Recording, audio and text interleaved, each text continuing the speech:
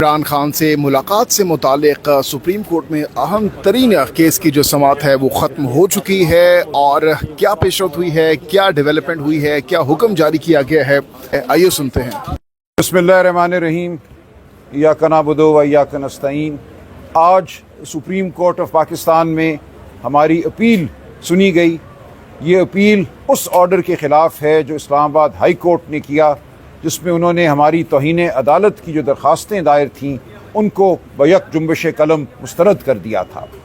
یہ توہین عدالت کی درخواستیں دائر ہوئی تھیں انتظامیہ کی اس توہین کے خلاف جو انہوں نے کی، مسلسل کئی ماہ کی اور آج دن تک کر رہے ہیں، جس کے تحت عمران خان صاحب تک جیل میں جو ملاقات کا نظام ہے اس کو مکمل طور پہ درہم برہم کر دیا گیا ہے۔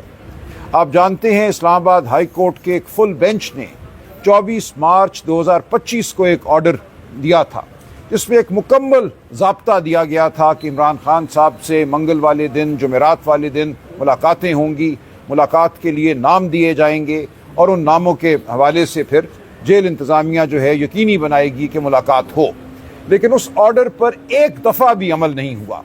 جس کو چاہا انہوں نے ملاقات کرنے دی، کبھی 2 مہینے کسی کو بھی ملاقات نہ کرنے دی، کبھی بہنوں کو نہ کرنے دی، کبھی وکلاء کو نہ کرنے دی۔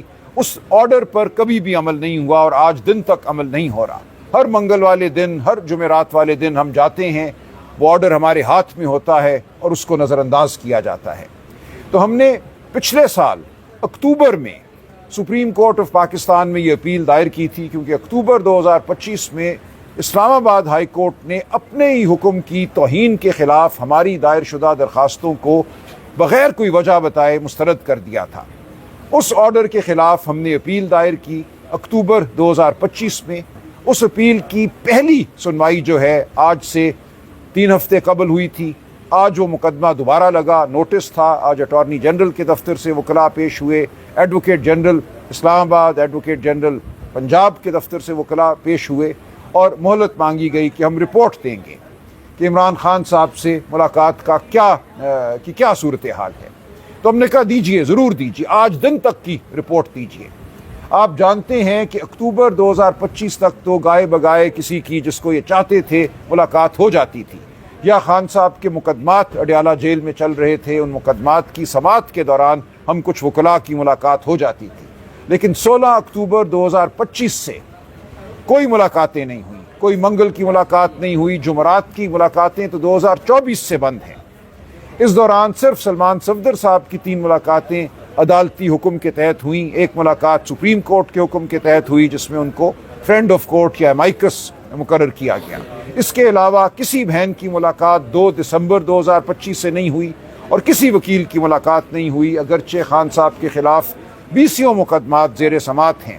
خان صاحب کا یہ حق ہے کہ اپنے وکلاء سے مشورہ کریں، ان کو ہدایات دیں، مقدمات کے بارے میں جانیں۔ میں کئی مقدمات میں پیش ہو رہا ہوں، بارہا میں نے درخواستیں دی ہیں اسلام آباد ہائی کورٹ میں، کسی درخواست پہ کوئی واضح حکم نہیں ہوا جس کے تحت میری ملاقات ہو سکتی۔ اسی طرح دیگر وکلاء کا حال ہے۔ تو آج جو سماعت ہوئی اس میں سپریم کورٹ نے 3 ہفتوں کی مہلت دی ہے انتظامیہ کو، حکومت کو، کہ خان صاحب کے ساتھ آج دن تک جو ملاقاتوں کا ریکارڈ ہے وہ پیش کیا جائے۔ اور جب یہ ریکارڈ پیش ہوگا تو مجھے نہیں معلوم یہ ریاست کیسے اس ریکارڈ کو سہ سکے گی۔ یہ ایک حقیقت ہے کہ عمران خان صاحب کو، بشرا بی بی کو قید تنہائی میں ڈال دیا گیا ہے۔ اس دوران ان کو صحت کے مسائل درپیش ہوئے ہیں، آنکھوں کا عارضہ دونوں کو درپیش ہوا ہے جو ریاست مانتی ہے۔ ان کا علاج جیل کے اندر کیا گیا ہے۔ 2-3 دفعہ خان صاحب کو پیمز ہسپتال لے کر آئے ہیں، بشرا بی بی کو 1 دفعہ لے کر آئے ہیں۔ ان کی میجر سرجری ہوئی ہے 16 اور 17 اپریل کی رات، لیکن ان کو باقاعدہ ہسپتال میں داخل نہیں کیا گیا۔ ان کے خاندان والوں کو ان تک مسلسل رسائی نہیں دی گئی، خان صاحب کے خاندان کو تو بالکل رسائی نہیں دی گئی۔ تو یہ وہ صورتحال ہے جو پوری دنیا کے قوانین کے تحت، بین الاقوامی قوانین کے تحت ٹارچر یعنی کہ ایذا رسانی کے زمرے میں آتی ہے۔ اور جو آخری ملاقات خان صاحب کی 8 اپریل کو سلمان صفدر صاحب کے ساتھ ہوئی، اس میں خان صاحب نے بتایا کہ ان کی آنکھ بہتر ہرگز نہیں ہے۔ خان صاحب نے یہ بتایا کہ میں جب جیل میں کھانا دینے والے پولیس کے ملازم کو سلام کرتا ہوں تو وہ میرے سلام کا جواب نہیں دیتا، ان کو حکم ہے کہ کوئی انسانی آواز میرے کان میں نہ پڑے۔ تو یہ حالت ہے اس وقت اڈیالہ جیل کے اندر عمران خان صاحب اور بشرا بی بی کی قید کی. تو اس کے خلاف ہم دروازہ عدالتوں کا کھٹکھٹاتے رہیں گے. ہم عوام کی عدالت میں بھی کھڑے ہیں اور ہم اس عدالت میں بھی کھڑے ہیں.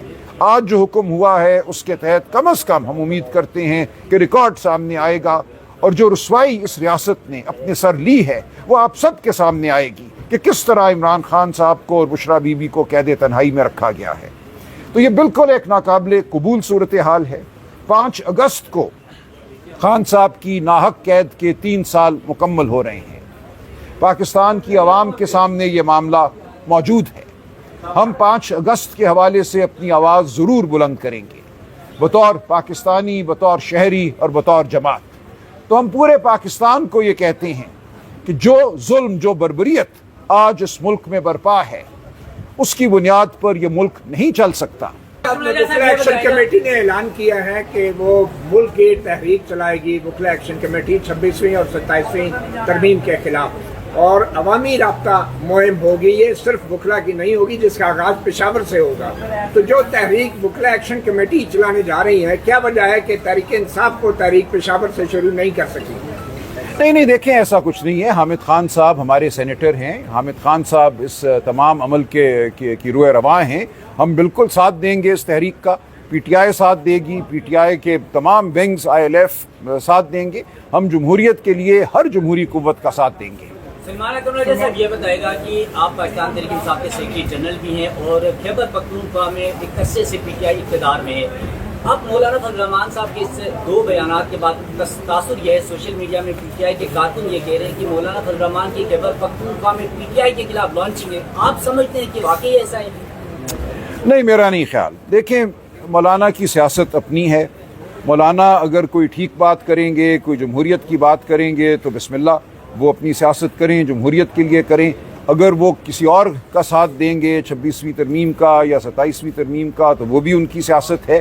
ہم حق کی بات پر ان کو ویلکم کریں گے، ہم سلام پیش کریں گے. جہاں ہمارا ان سے اختلاف ہے ہم اختلاف کریں گے.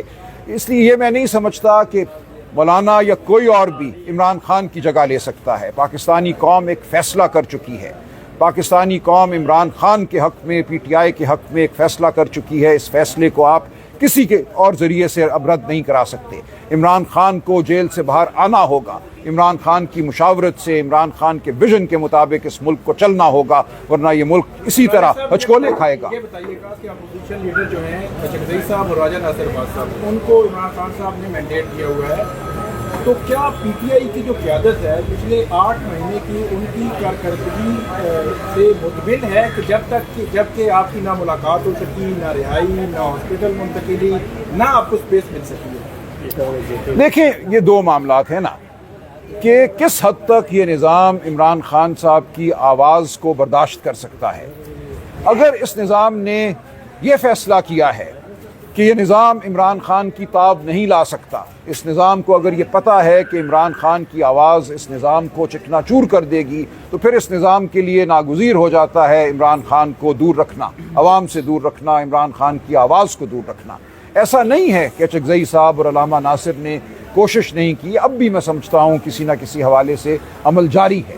یہ اس نظام کو ہوش کے ناخن لینے ہوں گے کہ اپنے آپ کو بچانے کے لیے کیا یہ اس ملک کو داؤ پر لگا دیں گے. لگا دیا ہے انہوں نے، بلکہ اس ملک کے تمام اداروں کو پامال کر دیا ہے صرف اس جھوٹے نظام کو بچانے کے لیے. تو ہم اب بھی یہ سمجھتے ہیں کہ ہوش کے ناخن لینا پڑیں گے. اس نظام کے اندر دراڑیں ہمیں نظر آ رہی ہیں، انہیں بات کرنا پڑے گی. اچکزئی صاحب سے، علامہ ناصر سے اور پی ٹی آئی سے اور پھر عمران خان سے کوئی بات آگے نہیں بڑھے گی جب تک عمران خان اس مکالمے کا حصہ نہیں ہوں گے. مجھے یہ وقت آتا نظر آ رہا ہے.